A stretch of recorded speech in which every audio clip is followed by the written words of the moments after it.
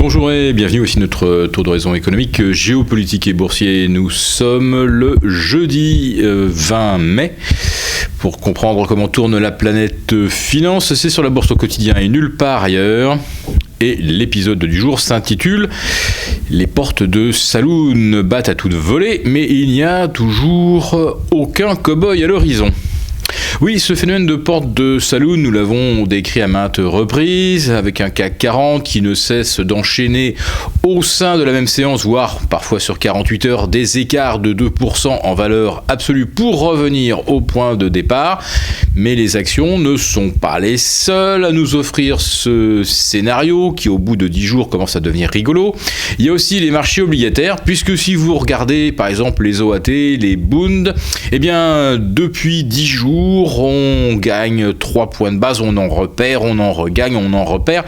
Et au bout du compte, on a toujours 0,50 de rendement sur l'OAT et on a toujours aux alentours de 0,15, 0,17 sur le Bund, 1,60 sur les bonos espagnols. Tiens, au fait, les bonos espagnols, signalons que depuis le début du mois de mai, le spread, c'est-à-dire l'écart de rendement par rapport au Bund, s'est encore creusé de plus de 20 points de base. Alors, faut certainement mettre ça sur le compte de l'incertitude liée au scrutin législatif de fin juin, mais aussi au fait que l'Espagne a jeté par-dessus les moulins l'austérité et son cortège de conséquences désagréables pour les salariés et les fonctionnaires. Alors les portes de saloon doivent battre également dans le cerveau de la Fed. Hier soir, on apprend que l'hypothèse d'un nouveau tour de vis monétaire est toujours sur la table, alors que d'après les marchés, la probabilité d'une hausse de taux le 15 juin prochain n'était pas plus de 5 à 8%. Alors pourquoi est-ce que la Fed se risquerait à laisser entrevoir une hausse de taux dans moins d'un mois, alors que manifestement, on peut dire que les planètes ne sont pas alignées aux États-Unis, loin s'en faut, ni la croissance, ni l'inflation, ni le taux d'emploi de la population active. Bref, ça ne va pas fort, et pourtant, la Fed pourrait retourner sa veste. Alors, on est toujours là aussi dans cette espèce d'ambivalence. Avec une croissance à 2%, avec un chômage soi-disant à 5%, c'est-à-dire proche du plein emploi, il n'y a aucune raison que les taux américains soient à 0,25 ou 0,50. Ils devraient déjà être à 1,5, voire 2%, en anticipation d'une activité économique poursuivant son redressement.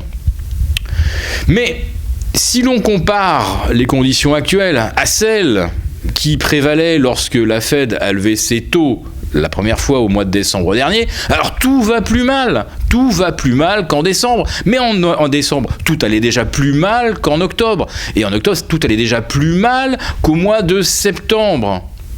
Autrement dit, plus la Fed attend, plus les conditions se dégradent, plus les planètes se désalignent.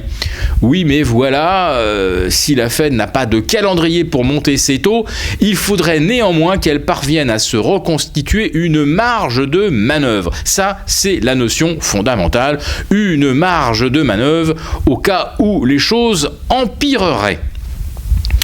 Alors si on écoute monsieur François Villefroy de Gallo, le patron de la Banque de France, eh bien les choses ne vont pas aller plus mal. C'est juste qu'elles ne vont pas forcément aller plus bien. Et lorsqu'on le presse de questions pour savoir quand est-ce que la BCE, à son tour, va sortir d'une stratégie non conventionnelle, eh bien, monsieur Villeroy de Gallo explique que cela va se faire naturellement dès que l'inflation va retrouver des niveaux proches mais inférieurs à 2%. Lorsqu'on lui demande, mais cette inflation, elle revient quand ? Alors là, d'un seul coup, il se lance dans des digressions. Oui, souvenez-vous que lors des précédentes crises, les banques centrales s'étaient montrées patientes et patati et patata.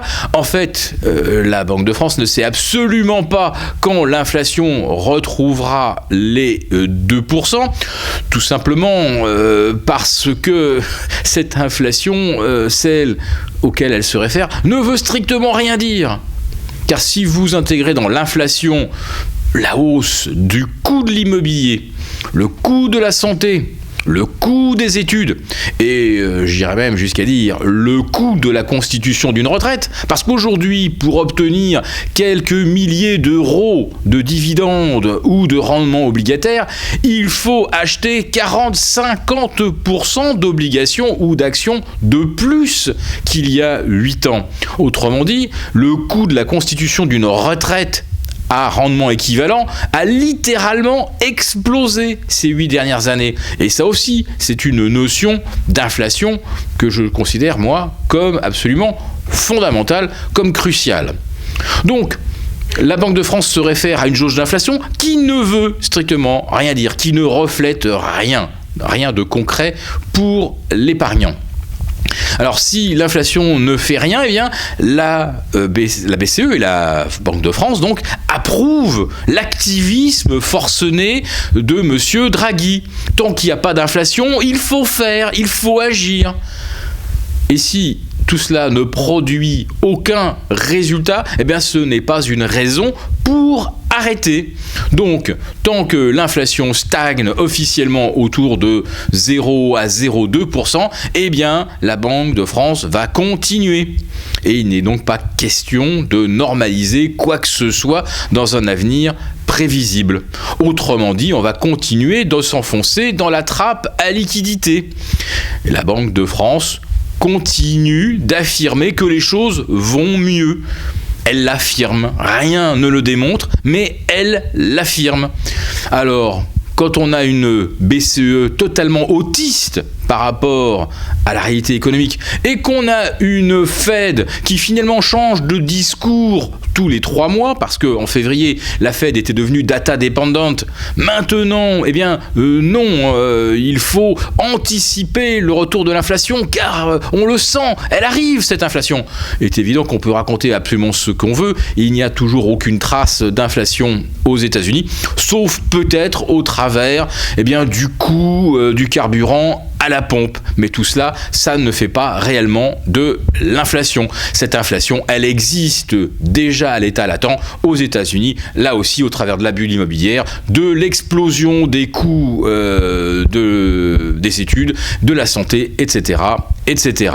Alors finalement, oublions le discours des banques centrales, regardez simplement ce qui se passe sur le S&P 500. S'il enfonce les 2040, ça va être la confirmation d'une tête-épaule baissière et on devrait filer rapidement en direction des 1820. Sur le CAC 40, regardons toujours le comportement du CAC aux alentours des 4250, 4245. Si ça lâche, on devrait retourner rapidement sur 4000. Et sur le DAX, le point de rupture, on peut le situer également aux alentours des 9750. Voilà, donc c'est pas la peine d'écouter ce que nous racontent les banquiers centraux. Regardez surtout ce que nous disent les indices boursiers.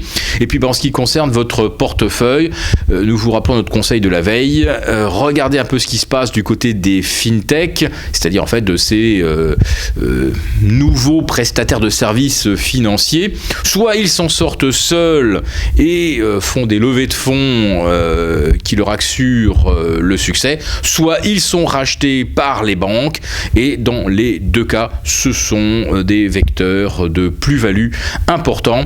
Malheureusement, ces pépites sont rares, alors regardez ce qu'en dit Eric Lewin sur la bourse au quotidien.